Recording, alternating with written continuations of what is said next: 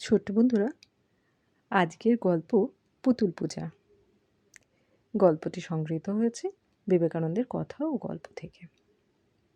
চলো তাহলে শুরু করা যাক। মানুষের মাঝে যেমন দেবতাকে খুঁজলে পাওয়া যায়, তেমনি প্রতিমাতেও তাকে দেখা যায়, পাওয়া যায়। গল্প নয়, এটি সত্যি ঘটনা। আমেরিকায় যাবার আগে স্বামীজি পরিব্রাজক বেশে নানা দেশে নানা তীর্থে ঘুরে বেড়াচ্ছিলেন। দিল্লি থেকে তিনি সে সময় আলোয়ার রাজ্যে যান। তিনি যেখানেই যেতেন তার অদ্ভুত ব্যক্তিত্ব ও প্রতিভা দেখে লোক মুগ্ধ হয়ে যেত, আর তাকে দেখার জন্যে দলে দলে নরনারী ছুটে আসত। কদিনের মধ্যেই আলোয়ারে স্বামীজির কথা রাষ্ট্র হয়ে পড়ল। শিক্ষিত সকলের মুখেই তার নাম, তার আলোচনা। একদিন রাজার দেওয়ান নিজেই তাকে দেখতে এলেন। স্বামীজিকে দেখে ও তার সঙ্গে আলাপ করে তিনি এত মুগ্ধ হয়ে গেলেন যে তাকে বাড়িতে নিয়ে গিয়ে পরম আদরে সেবা করতে লাগলেন। রাজা তখন আলোয়ারে ছিলেন না। আলোয়ার থেকে কিছু দূরে নির্জনে এক প্রাসাদে তিনি বাস করছিলেন।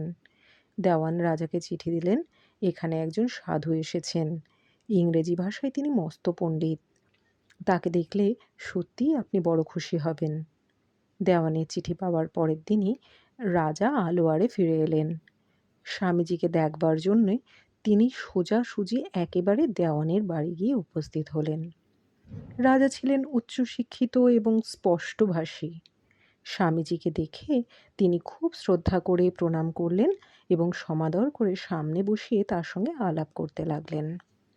প্রথমেই রাজা জিজ্ঞেস করলেন, আচ্ছা স্বামীজি, শুনেছি আপনি খুব পণ্ডিত, সহজেই অনেক টাকা পয়সা উপার্জন করতে পারেন। তা না করে আপনি ভিক্ষে করে বেড়ান কেন? মানুষ চেনার শক্তি ছিল স্বামীজির অদ্ভুত। সাহেবী শিক্ষাভিমানী রাজার প্রশ্ন শুনেই বুঝতে পারলেন কিভাবে তাকে জবাব দিতে হবে, কিভাবে জবাব দিলে সত্যি তার মনে অভিমানে ঘা লাগবে আর তার চিন্তাধারা ভারতীয় ভাবের প্রতি শ্রদ্ধান্বিত হবে। স্বামীজি উত্তর করলেন, রাজা, আপনি বলতে পারেন আপনি আপনার রাজকার্য পরিত্যাগ করে কেন রাত দিন সাহেবদের সঙ্গে আমোদ করে বেড়ান? কোনো ভারতীয় লোকের কাছ থেকে কখনো এরকম প্রশ্ন শুনবেন একথা রাজা কোনোদিনও স্বপ্নেও ভাবেননি। স্বামীজির প্রশ্নের কী জবাব দেবেন তাই চুপ করে ভাবতে লাগলেন। এদিকে উপস্থিত সকলেই স্বামীজির ব্যবহারে চঞ্চল হয়ে উঠলেন। রাজার সঙ্গে এই রকম করে কথা বলা সত্যিই বড় দুঃসাহসের কাজ। এই অসীম সাহসী সাধুর শেষকালে না জানি কী হয়, এই ভেবে সকলেই উদ্বিগ্ন হয়ে উঠলেন।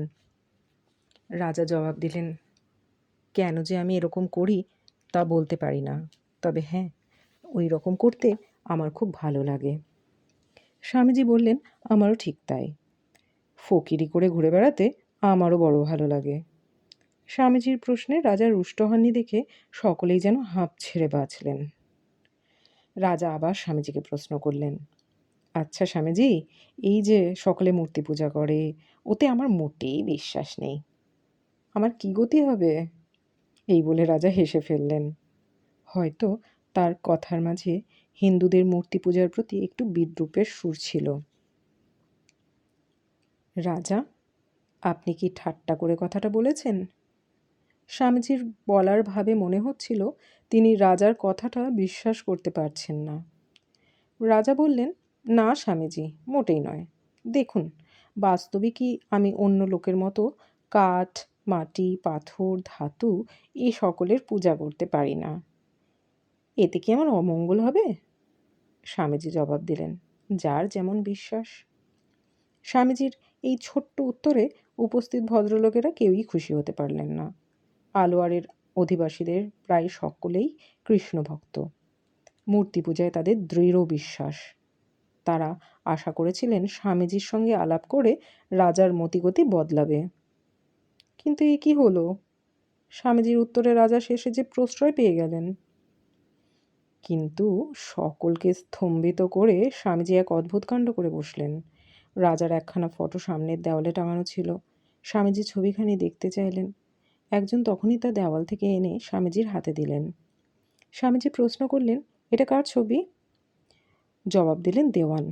আমাদের মহারাজের। দেওয়ানজি, এই ছবিখানার উপর একটু থুতো দিন তো, গম্ভীর স্বরে অনুরোধ করলেন। স্বামীজির এই অনুরোধে সকলেই ভয়ে একেবারে শিউরে উঠলেন। সামনেই সর্বময় কর্তা, রাজ্যের মালিক, মহামান্য রাজা বাহাদুর, আর তার ফটোতেই থুতু দিতে হবে। স্বামীজির এ কী রকম খেয়াল! শুধু খেয়াল নয়, কত বড় স্পর্ধা! স্বামীজি আবার বললেন, দেওয়ানজি, এই ফটোখানির উপর আপনি থুতু দিন। কারুর মুখে কথাটি নেই। আবার স্বামীজির অনুরোধ, আপনাদের মাঝে যে কেউ একজন এসে এতে একটু থুতু দিন। দেওয়ানজি পারলেন না। আপনাদের একজন আসুন। কেউ আসতে সাহস করলেন না। স্বামীজি বললেন, কেন আপনারা আসছেন না? এই তো একটা কাগজ মাত্র, এতে থুতু দিতে আপনাদের এত আপত্তি কেন? উপস্থিত রাজভক্তদের তখনকার অবস্থা বলার চেয়ে কল্পনা করা সোজা। সকলে ভয়ে জড়সড়। দেওয়ানজি একেবারে রাজার দিকে তাকান, আর একবার স্বামীজির দিকে ভয়ে ভয়ে তাকাচ্ছেন। কারু মুখে কথা নেই। দেওয়ানজি শেষকালে জোর হাতে বললেন, এ কী রকম আদেশ! এটি আমাদের মহারাজের ছবি, এর প্রতি অসম্মান আমরা কি করে করি বলুন? সে কথা দেওয়ানজি, স্বামীজি হেসে উত্তর করলেন, এটি মহারাজের ছবি হতে পারে, কিন্তু এটি স্বয়ং মহারাজ নন।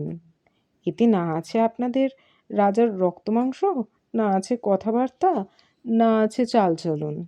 এটি তো এক টুকরো কালি মাখানো কাগজ মাত্র। কেন আপনারা এতে থুতু দিতে এত সংকোচ করছেন? স্বামীজির কথার উত্তর কেউ দিতে পারলেন না। সবাই মাথা হেঁট করে রইলেন। তখন তিনি আবার বলতে লাগলেন, কেন আপনারা ভয় করছেন তা আমি বলছি শুনুন। এই ছবিখানাতে রাজার সাদৃশ্য, রাজার প্রতিকৃতি আমরা দেখতে পাচ্ছি।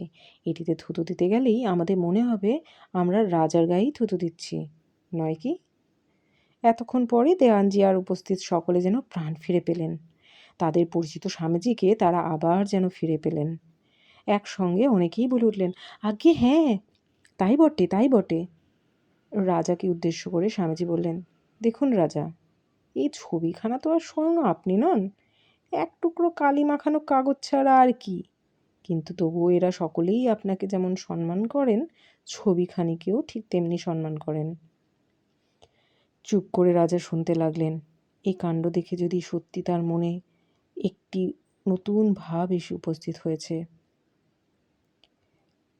স্বামীজি বললেন, রাজা, আপনার ছবির দিকে চাইলেই এদের মনে আপনার স্মৃতি জেগে ওঠে। এই ছবির মাঝেই তাই এরা আপনাকে অনুভব করেন।